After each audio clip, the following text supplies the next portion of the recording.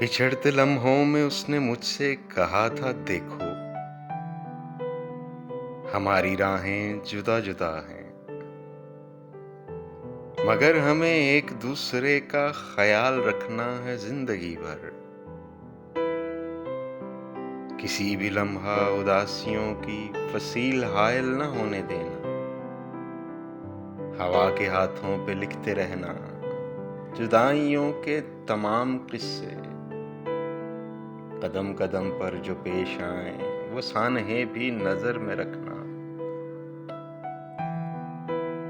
मैं जब भी लौटा तो अपने होंठों की ताजगी को तुम्हारी बुझती हुई आंखों पे ला रखूंगा।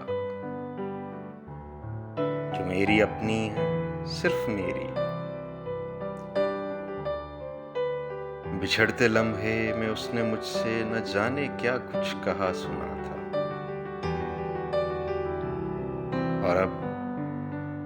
और अब उसे भी यही कहेगा, वो जिसके हाथों में हाथ डाले नए सफर पर निकल पड़ा है।